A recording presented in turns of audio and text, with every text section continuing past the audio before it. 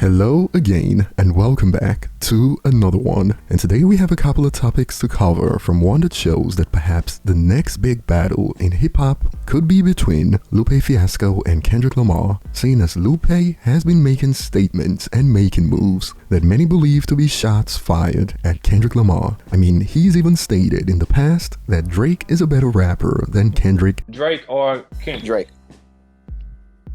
Drake is a better rapper than Kendrick. Do you like? Okay, so is it by a long shot? Not really. Drake got bars, which you know. Okay. And you know that, so you know I ain't capping when I say. For sure.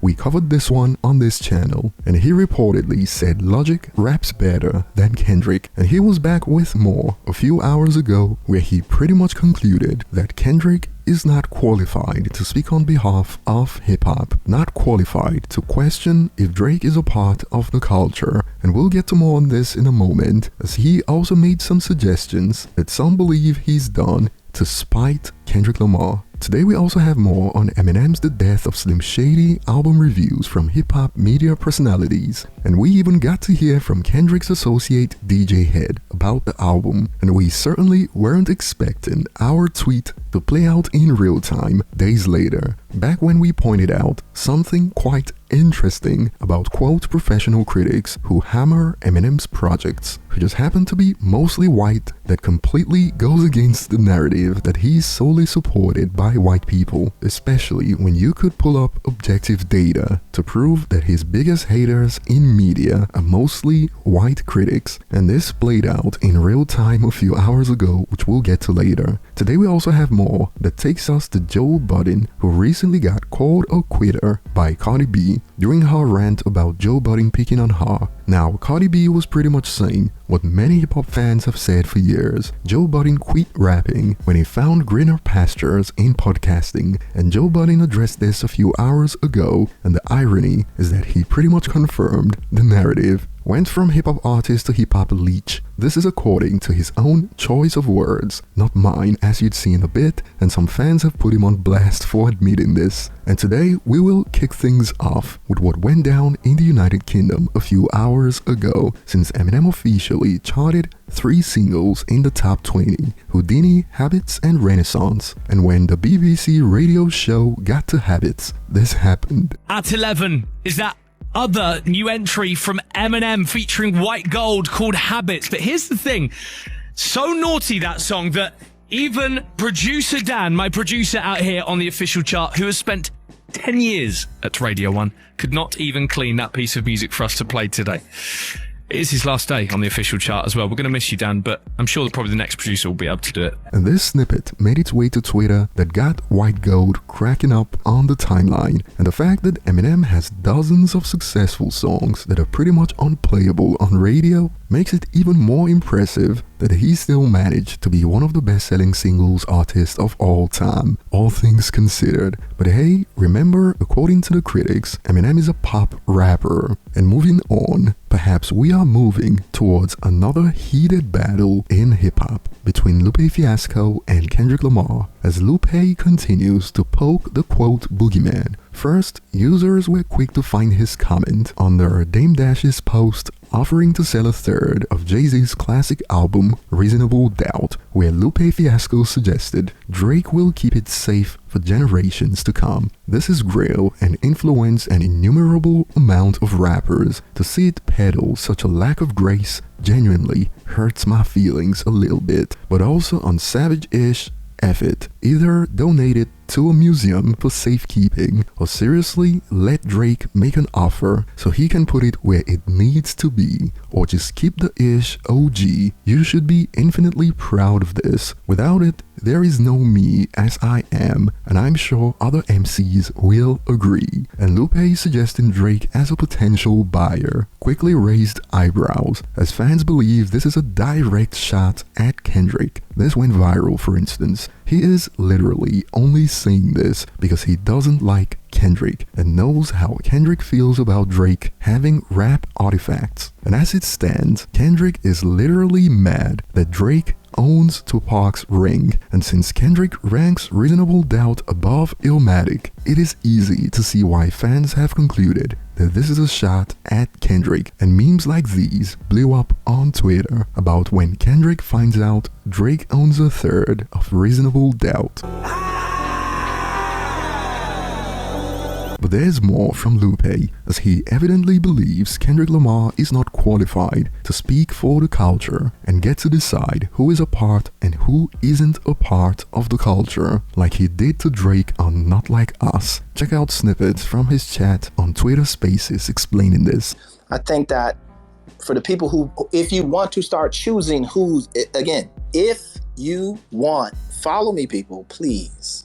If you want to start choosing who's in and who's out, a process which I don't agree with, and I think is bullshit. If you want to do that, then you should have a degree. You should have a PhD in hip hop. If you ain't got that, then I don't think that you're qualified to and have the right to speak on behalf of hip hop. Right? Just a rap and you sold a bunch of records. I still don't think I think at this point, and to the point that it's to the point now where it's visceral, and it's to the point now where people are making decisions on it, and it's hurting people and it's building up other people, that it shouldn't just be based on some nigga at a podcast. They the out group, but they selling more records than you and selling more tour dates than you. But you the spokesperson for hip hop. That don't make no sense. And Drake fans have been going off in response to Lupe's recent take on Kendrick. Lupe Fiasco, who Kendrick has been ducking for a decade, asks how can Kendrick say Drake isn't a part of the culture and hip-hop, but he's selling more records and tour dates than Kendrick. And some believe Lupe is one of my favorite rappers of all time, but he's a goofy. I think he's been trying to bait Kendrick into a battle ever since dude said he apologized to him. And some believe this is why Lupe Fiasco has been salty about Kendrick, because Kendrick has been ultra successful with a style that is similar to Lupe. Lupe has been speaking down upon Kendrick's lyrical ability for years, only for him to beat the biggest artist in the world in the most significant rap battle in history. Lupe is bitter about it. And moving on, Joe Budden pretty much went on a rant reportedly in response to those who accused him of quitting rap to become a podcaster for financial reasons. And if you recall, Cardi B recently brought this up and called him a quitter. And check out a snippet from the Joe Budden podcast addressing this. Unlike many of you minions out there, it took me 20 years to get all of the middlemen far the fuck away from me. All of those middlemen that fucking leech off of y'all, I worked my entire career to get those straps up off of me. Y'all not gonna mismanipulate that. No.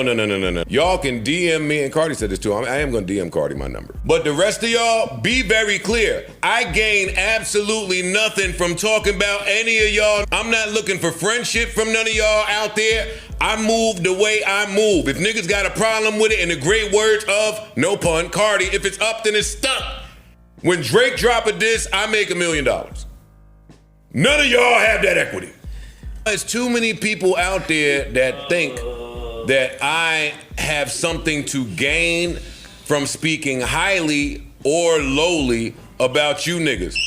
That little box is reserved for him. I'ma come in here and talk about that nigga diss tracks whether I like it or not. And users have been going off on Joe Budden for moving from hip-hop artist to admitting to, quote, leeching off Drake. And some concluded, essentially called himself a leech, laughing my bum off. And some went into detail. No, dude, you quit. Just call it like it is. You didn't have the audacity to push through when it is no longer a favor. When them calls stopped coming and them lines were cut, you couldn't figure it out business-wise, so you ran to talking. And more on this note, Basically, he's a commentator because he couldn't handle it with the big boys. Now he just a gossiper. And given the choice between dropping rap records and barely making it, or talking about rappers and making millions, we all know what Joe Budden chose. But I suppose that many in hip-hop would make the same choice if they could. They'll take the money over creating art. But what are your thoughts? And moving on, we got to see our tweet play out in real time when writer and head of Hip Hop DX's video department sat with DJ Head and Elliot Wilson to talk about Eminem's latest album. And spoiler alert, Hip Hop DX gave Death of Slim Shady its worst review score yet on Metacritic, a 26 out of 100. And now that we got that out of the way, check out some snippets. I feel like the first 10 songs on this Eminem album could have been done with Guilty Conscience too. I did not need 10 songs of Eminem doing that in his own mind, back and forth, talking about the same problem of cancel culture and what he can and cannot say. I'm not saying he didn't rap extremely well. I think he rapped top caliber that you can rap, but content-wise, I didn't hear anything different on the first 10 songs. Oh my, so cool. That's a tough one. That's so tough. The black community is going to be going crazy. Not. Of course, to no one's surprise, he doesn't like the album. All that waffling when he could have simply said that he was triggered by the content up until Guilty Conscience 2 that broke down the struggle. It is hilarious how they pretend they aren't triggered. And from DJ Head, I like the album. I like the album as is. I thought it was dope of him going in and out. The average person probably wouldn't understand who Eminem is, who Slim Shady is. This was a good execution of him reiterating what is actually happening in his mind, the battle, the internal battle that he's having, cancel culture, battling critics, shit like that, right? Because there's a whole new wave of people who are now 20 years old who have no idea about none of that. So I thought it was a dope execution from that lens.